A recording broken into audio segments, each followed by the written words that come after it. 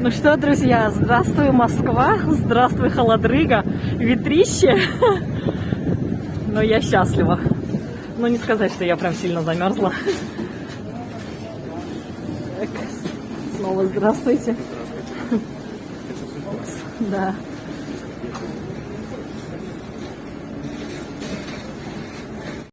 Ну что, мы уже зашли в здание, в теплое здание аэропорта. Пойду пешком, что-то на эскалатор столько желающих. Вот, со мной интернетом поделился мужчина. Я уже всем отписалась, и Алексееву, и папе Раю. Вот, сейчас паспортный контроль пройдем и буду искать, где сделать ПЦР.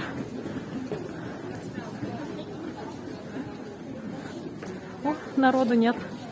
Круто, круто. Супер. Класс. Я прошла паспортный контроль. Иду теперь на выдачу багажа. Походу где-то там наши багажные дела. Народ туда идет, и я иду за народом. Так, про ПЦР еще надо. Ага, вот здесь QR-коды проверяют женщины.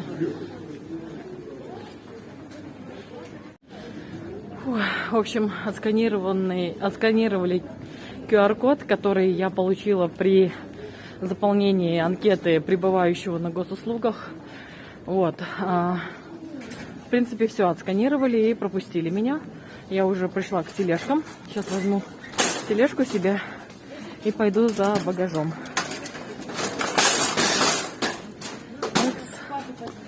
Погнали наши городских. Куда идем? Куда-то идем, короче. Ой. Народ вон там толпится, значит, туда и пойдем. Так, а надо спросить еще ПЦР где сделать. Тестирование на ковид. Вот, кстати. ПЦР. Ремет. 5 шагов. Тест на ковид туда. Удобно. Хорошо. Тест на ковид. Указатель. Куда-то туда. Ладно, сейчас багаж получу и пойду посмотрю, что там. Едем по Киевке. Знакомые дороги. Ностальгия. Леха, тебя снимаю. Ностальгия? Ой, тут нет.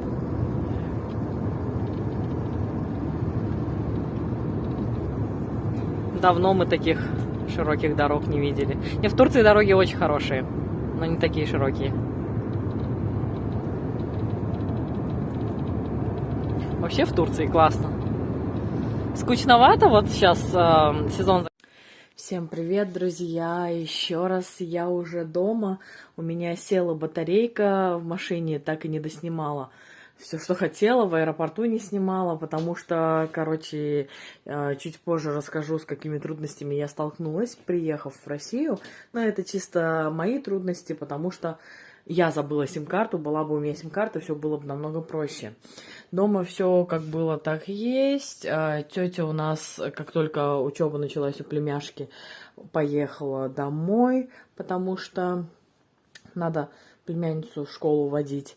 Вот, вся квартира у нас нашпигована камерами, короче, это самое, под видеонаблюдением. Тимошин домик пустует, кладовка с бардачиной.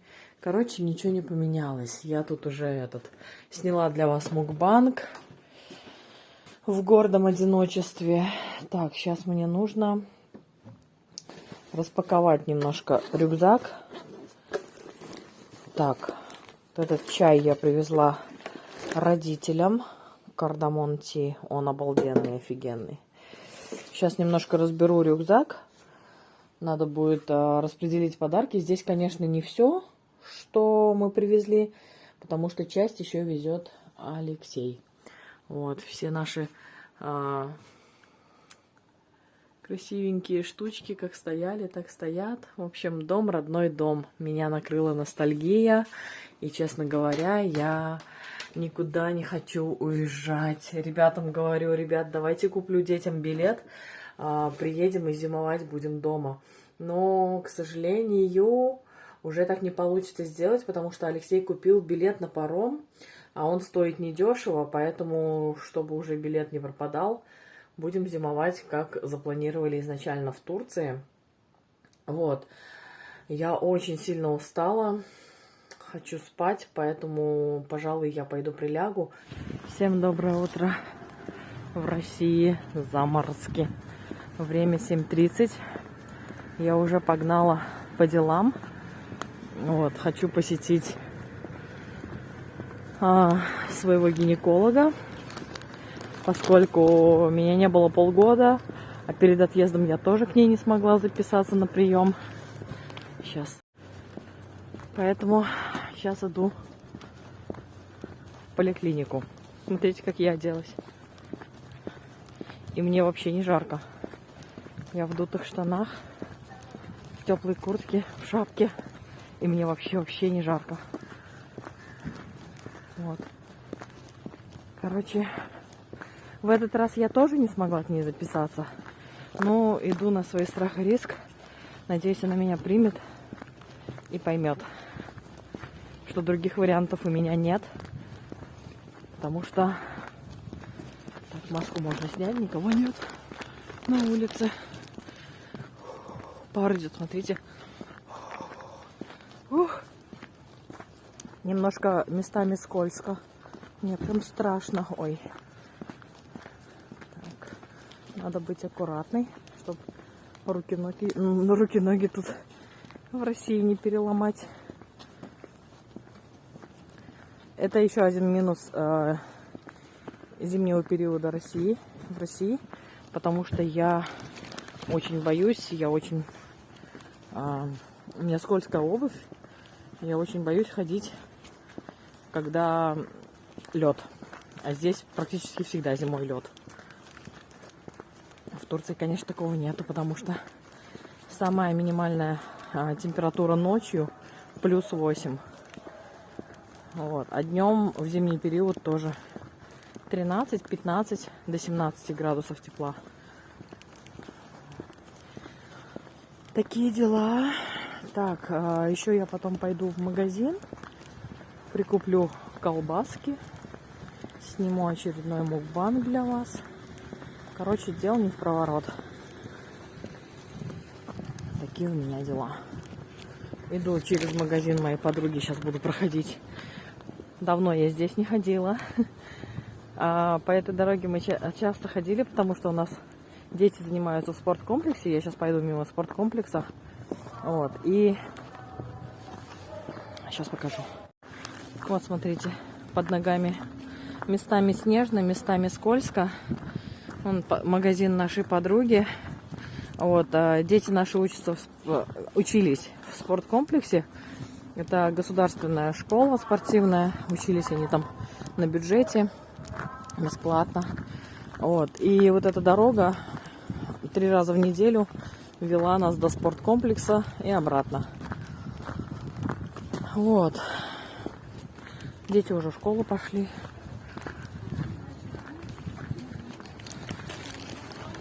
Зайду на обратном пути. Ой, осторожно, дети падают. Зайду на обратном пути в этот. Вот, смотрите, как скользко. Жесть! Я ненавижу, когда так на земле. Зайду на обратном пути в магазин. Посмотрю, что есть вкусненького. Может, даже к Любе, к подруге в магазин зайду. Хотя я больше люблю Дикси. Фу, что-то они свою мусорку тут раскрыли. Кто это самое? Что-то здесь произошло с магнитом. Как-то стены погнулись. Магнит еще закрыт. В Дикси обычно свет горит, а в магните только что-то подсветка какая-то и все. Флажок какой-то повесили, интересно. У магнита свой флаг, что ли, появился? В общем, это Любин магнит. Люба, тебе привет. Я знаю, что вы иногда смотрите наши влоги. Вот, кто там нам писал про разбитые дороги, надоевшие Турции. Сейчас я вам покажу, по каким дорогам мы в России ходим. Прям вот Россия идеальная. Давайте покажу. Вот, смотрите. Это сейчас... Ух ты! Что за блоки? Тыкс. Проход вижу. Но блоками что-то они тут все позаграждали.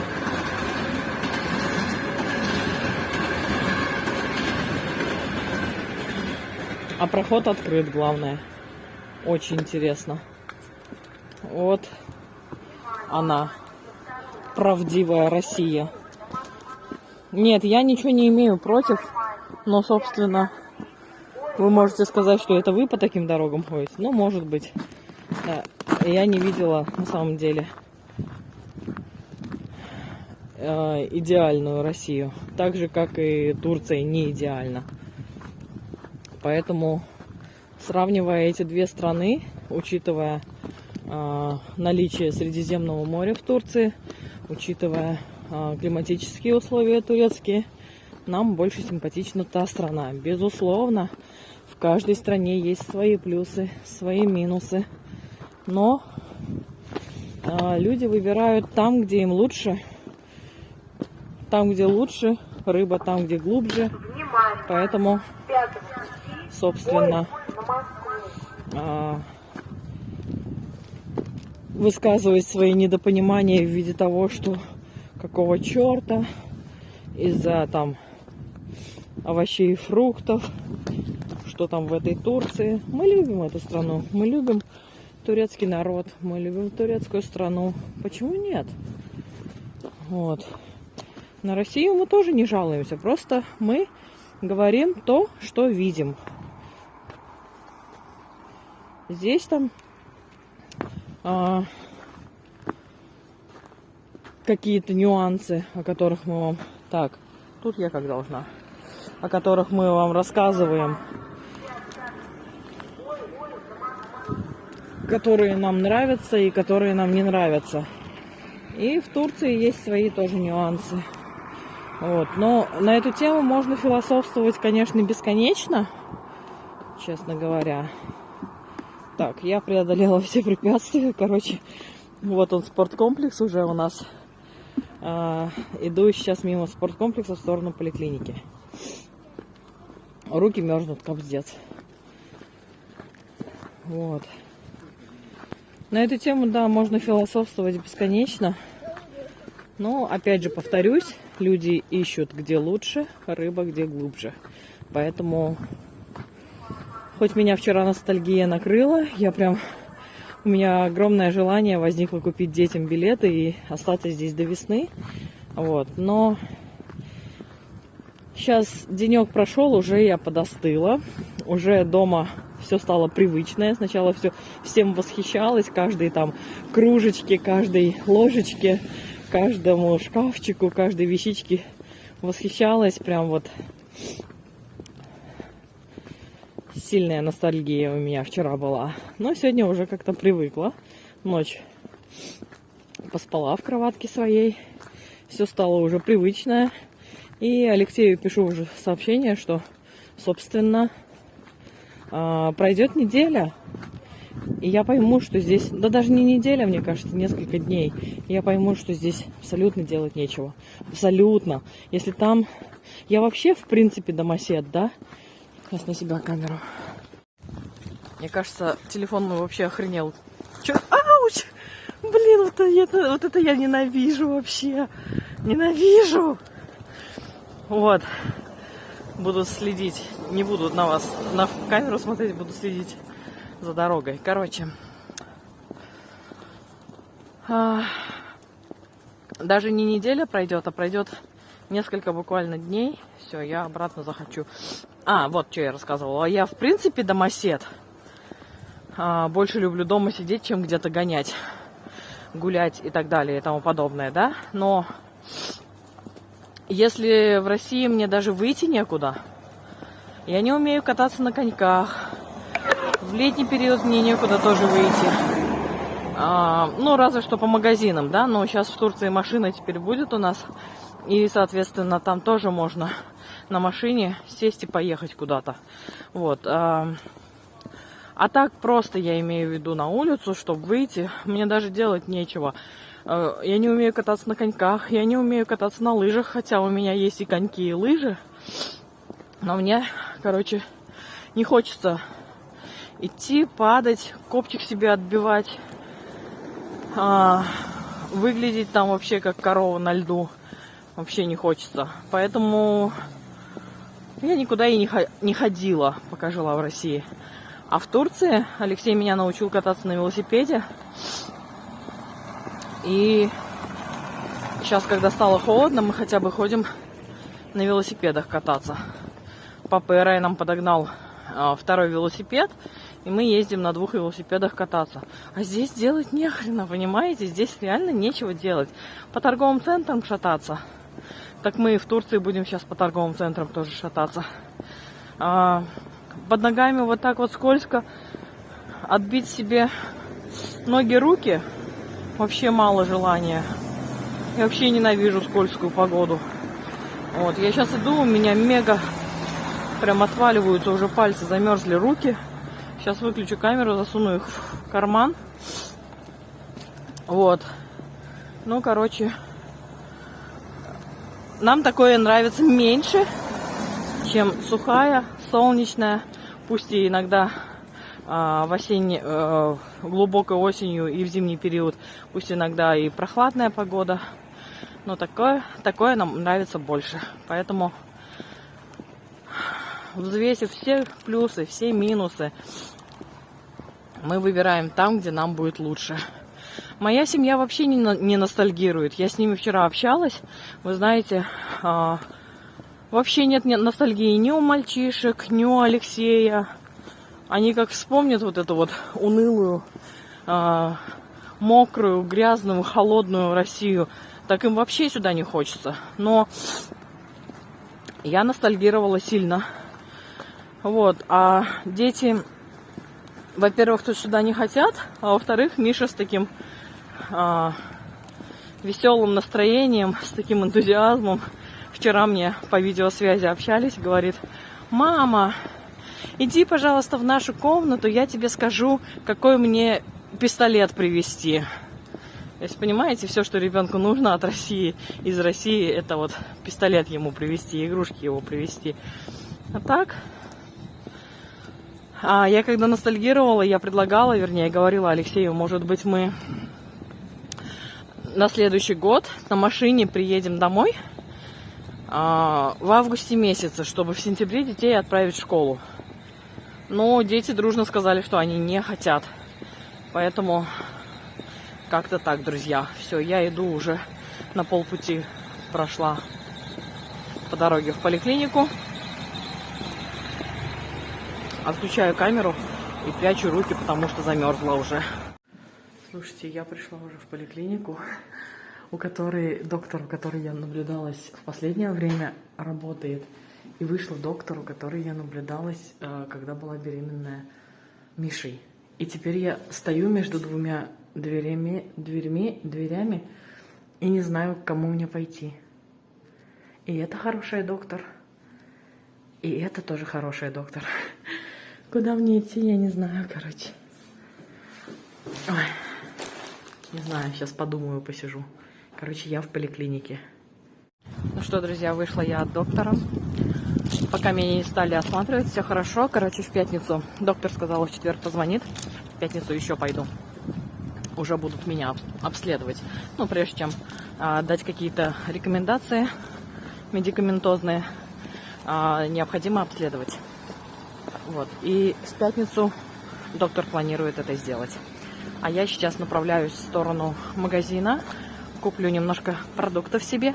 Посмотрю, что увезти с собой. Семечки какие-нибудь бабкины, если будут по акции. Куплю побольше, чтобы забрать с собой в том числе. Вот. Ну и так посмотрю, вообще глазами поторгую. Цены посмотрю. Вам немножко покажу, что там в Подмосковье по ценам. Такие дела.